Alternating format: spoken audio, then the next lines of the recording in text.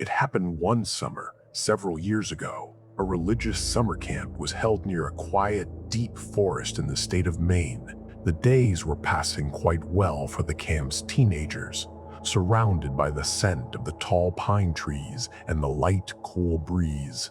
From morning until afternoon, everyone stayed busy with various sports, prayers, and group activities. But when the darkness of night fell, the atmosphere around the campfire seemed to change in a strange way. The yellow-red flames of the fire danced across their faces, and the world beyond it sank into an uncomfortable darkness. One night, when everyone was sitting in a circle around the fire pit, their camp counselor began telling a rather strange and frightening story. The story was about an old, abandoned wooden cabin located deep in the woods, a little ways from the camp. It was heard from the counselor's mouth that a terrible accident had happened in that cabin many years ago. After that incident, a teenage camper had mysteriously disappeared. They searched for him day after day, but his trail was never found again. Many of the locals believed that, even today, when the night got deep, strange sounds could still be heard from that cabin. After hearing the story, many of them got scared, especially a girl named Jenny, who always tended to believe a little too much in these kinds of supernatural or ghostly events. But to one stubborn 15-year-old boy, all these stories seemed simply laughable. In his mind, he was looking for an opportunity to show off his bravery in front of his friends and to surprise everyone, including Jenny. After midnight had passed, breaking the rules, a group of teenagers from the camp gathered together by the riverbank to play Truth or Dare. During the game, when it was that boy's turn, without a moment's hesitation, he chose Dare. His friends gave him just one condition. He had to go to that forbidden, abandoned cabin from the camp and spend exactly 10 minutes there alone. He laughed and accepted the challenge. With a dim flashlight in his hand, he started walking slowly into the forest. All around him was just the sound of crickets and the noise of his own feet on the dry leaves. Jenny told him several times to come back, but he didn't listen to anyone. When he reached the cabin, he saw that the heavy wooden door was unlocked, as if no one had touched it in a long time. Ignoring the dust, dirt, and a heavy, damp smell, he stepped inside the cabin. As soon as he stepped inside, a strange silence surrounded him. Even the sound of the crickets outside seemed to fade away in an instant. The flashlight's beam moved from one corner of the room to another. There was nothing there besides a broken chair, spider webs, and a dusty floor. He looked at his watch. Only 1 minute had passed. He laughed to himself.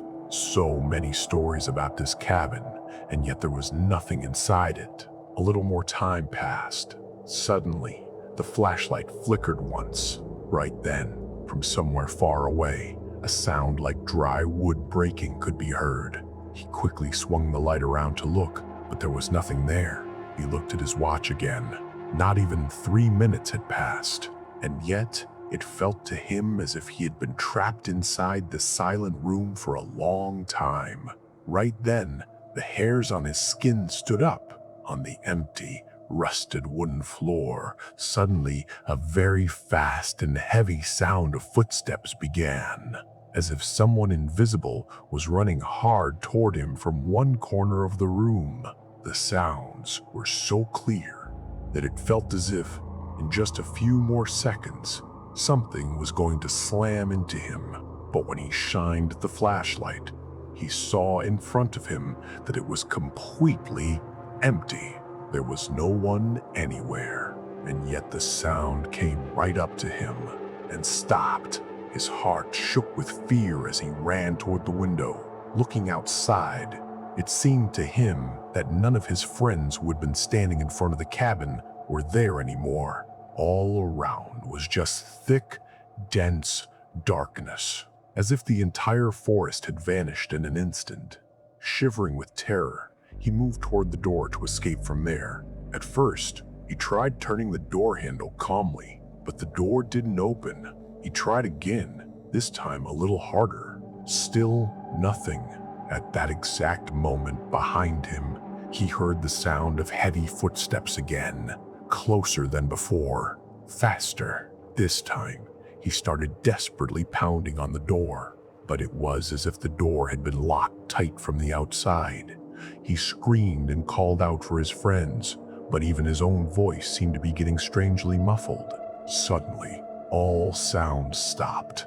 That terrifying silence fell over the whole cabin again. At that very moment, right next to his ear, behind his neck, someone breathed an extremely cold breath from very close. That ice-cold breath numbed his entire body. It felt as if someone was standing right behind his neck, but he didn't even have the courage to turn around. His heart was pounding so hard that it felt like it was echoing through the whole room. He later said that those few seconds of experience were enough to take away all the courage from his life. Suddenly, Jenny and two camp counselors pulled the door open hard from the outside. As soon as he saw the light, the boy practically stumbled out. His face was pale, his whole body was shaking, and sweat was dripping down his forehead. For breaking the rules by going out at night and entering that terrifying forbidden area, he was sent out of the summer camp the very next day, straight back home. That boy has grown up a lot now, but the mystery of those 10 minutes from that night still remains unsolved for him, because many years later, he found out that at the time of his rescue, all his other friends from the camp had actually been standing outside the cabin the entire time. None of them had gone anywhere, and yet, when he looked through the window, why he hadn't seen anyone still has no explanation today. Even stranger is the fact that although he claimed he was pounding on the door and screaming for help with all his might, none of those standing outside heard any sound from him. Even today, he doesn't know whether that ice-cold breath that fell upon his neck that day was from that camper who had disappeared many years ago, or whether it was some kind of invisible presence whose existence has no explanation known to humans. This happened a few years ago, during the summer. A summer camp nestled in a remote mountain forest in Northern California. It was far from the city, and the silent pine forests all around seemed to create a world of their own. This story is about a young camp counselor. That year, he was in charge of 12 teenage campers who had come to that secluded camp to spend their summer vacation. The living arrangements there weren't like regular tents. They were small wooden cabins that looked almost like dorms. Each one had a large common room, a kitchen, and 3 bedrooms. On those hot days, when everyone fell asleep at the end of the day exhausted, the whole place sank into an unusual silence. Apart from the soft rustle of the pine trees swaying in the air, it seemed like nothing else could be heard. The trouble started one night. Around midnight, a camper came to the counselor and told him that they had heard the sound of heavy footsteps on the wooden corridor outside their room. The counselor didn't take it very seriously at first. It's just the nature of teenagers. Scaring each other at night or playing pranks wasn't anything new to them. He scolded them a bit and told everyone to go back to their rooms and lie down. But just around 1 in the morning, the whole cabin shook with the intense, terrified screams of a few boys. The counselor hurried over to their room and found 4 boys huddled together in a corner, frozen with fear. The atmosphere in the room felt like it had turned to ice. What one of them said, shaking, was something the counselor was completely unprepared to hear. He said that right outside the dimly lit door, there was a tall figure standing there, its head almost touching the top of the door frame. The figure wasn't saying anything, just standing on the other side of the door, breathing heavily, when one of them, out of curiosity, moved toward the door. The figure suddenly shoved him hard and slammed the door shut from outside. The counselor didn't waste any time. He quickly searched the entire cabin, top to bottom, but there was no one to be found anywhere. The main door outside was also tightly locked from the inside. He calmed the boys down, and to help them get over their fear, he decided to sit on a sofa in the common room and read a book. He made up his mind that he would not sleep that night. It was almost 4 in the morning. The whole place was completely silent, and then a sound came from the dark corridor.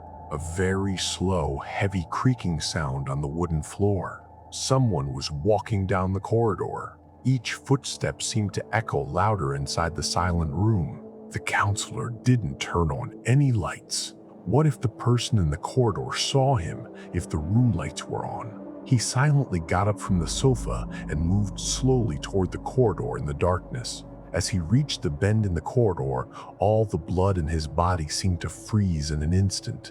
Ahead, standing right in the middle of the corridor, was a gigantic, tall, dark figure. Its height was so great that its head was nearly touching the door frame. Even after his eyes adjusted to the darkness, he could clearly tell that a human body wasn't built like that. Abnormally long arms, shoulders hunched in a strange way, and that silent, standing shadow, it seemed to have swallowed up the entire corridor. The figure slowly turned toward the counselor. No words, no light, but in the silent room, a harsh, heavy breathing sound became clear. It felt like the creature was sucking all the oxygen out of the air. The counselor's throat went dry and stiff. His heart was pounding so hard in his chest that he felt like even the darkness could hear the sound. His body had turned to stone from fear. He had lost even the strength to move. For a few moments, a terrifying stillness prevailed. Then, the figure slowly backed away 2 or 3 steps in a strange, uneven manner. It seemed like every limb of its body was defying the normal rules of human movement. In the next instant, without any running start, it leaped through the open window at the far end of the corridor and vanished into the darkness of the night. The counselor rushed to the window right away. Outside was only the dark pine forest. No sound of running, no sound of branches breaking, not even the sound of leaves rustling. It was as if nothing had been there just seconds ago. The next morning, the police and camp authorities were notified. They came and searched the whole area thoroughly, but found no trace of any suspect or intruder. However, one thing was confirmed. That day, almost all the window locks in that dorm were either broken or had been non-functional for a long time. After the incident, off-duty police officers were put on security duty for the remaining days. After that, no one saw that figure again. But despite everything, a few questions remain unanswered to this day. Who or what was that tall figure?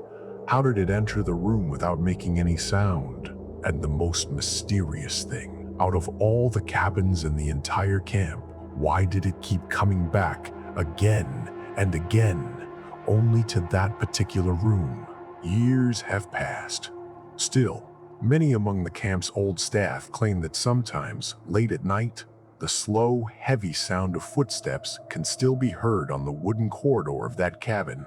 No one goes to check anymore because they believe that trying to find the answers to some mysteries is perhaps the biggest mistake of all. A secluded summer camp surrounded by dense pine and redwood forests of Northern California. For many years, this traditional camp had been run under the care of a single family. That year, too, the 12-day summer camp was coming to an end. On the morning of the final day, the kids were busy packing up their cabins while enjoying the excitement of going back home.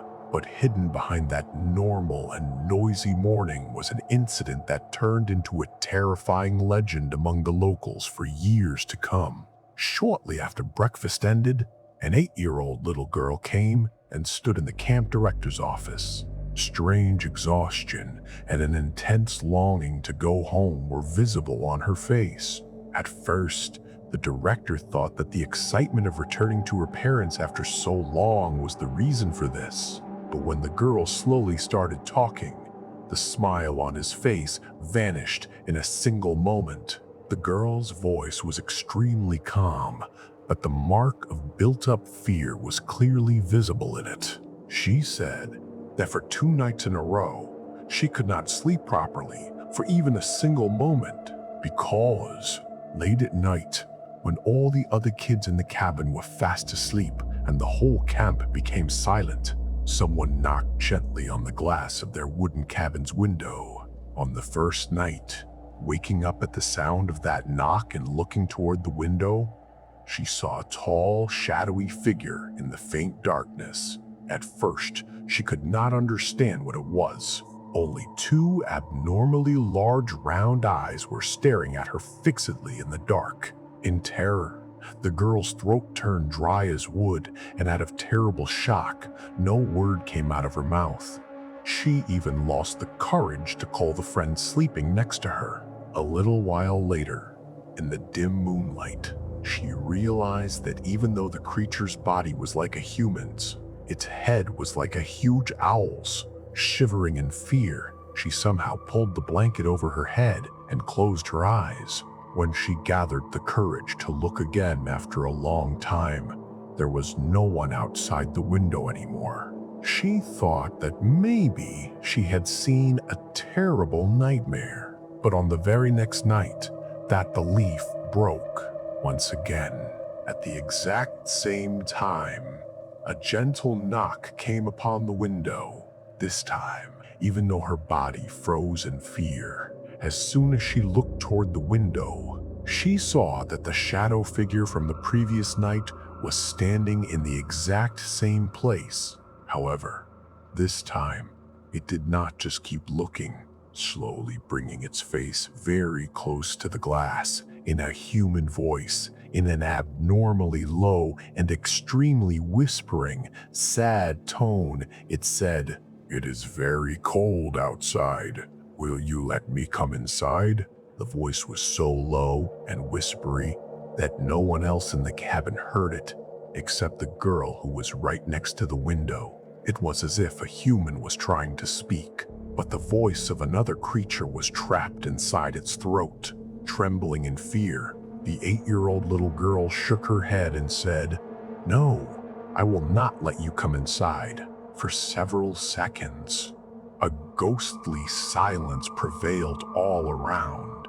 Then, suddenly, the figure turned around on 2 legs and went quite a distance away from the cabin, deep inside the forest, and let out such a sad cry that felt like human crying and the call of a wild animal mixed together. In a moment, it vanished into the thick darkness at an unbelievably fast speed. After hearing such a detailed and blood-curdling description from a little child, the director did not delay for another moment. To verify the truth of the event, he immediately took a few staff members and went outside the cabin. In the soft soil, wet with night dew, several clear footprints could still be seen. Even though they were like human feet, they were abnormally long, and where the big toe should be, there were marks like deep scratches of sharp claws. Nearby, there were no shoe prints, no footprints of any known animal or anything else that could easily explain it. The news of the incident was immediately reported to the local authorities. The police came and searched the entire area, but they found no evidence that could confirm what had actually happened. Although they started investigating the matter as a case of trespassing, no evidence of any suspect or any known wild animal's presence was found. However, considering the safety of the children, the camp authorities immediately canceled all remaining activities and decided to temporarily close the camp until the next season. Many years have passed since the incident. That little girl grew up healthy, But she repeatedly said one thing to her family. Even today, when she looks toward her room's window late at night, she feels that someone is standing silently on the other side of the darkness, as if waiting for her to go near the window just once and open it. And many old residents living around that deep California forest still claim today that on quiet winter nights, that strange whispering sometimes drifts out from inside the forest, although no one has ever found its source. However, those who know this story strangely agree on one thing. Late at night, if someone ever whispers in a very quiet voice from the other side of the window, "It is very cold outside. Will you let me come inside?" Then, under no circumstances, go near the window and never give it permission to come inside. The woods around a summer camp are never really empty. Long after the campfire dies down and the flashlights go dark, something out there keeps watching the tree line, waiting by a window, standing in a corridor, sitting inside a cabin no one is supposed to enter. 3 different camps, 3 different summers, and in every one of them, whatever was out there knew exactly where to knock. I'm Alex Vane, and you've been listening to Unquiet Corners. If one of these 3 stories is the one that's going to keep you checking your window tonight, tell me which one in the comments. And if you'd like more true stories like these, consider liking and subscribing. So tonight, when it's quiet and you think you hear something gentle tapping on the glass behind you, will you turn around to look?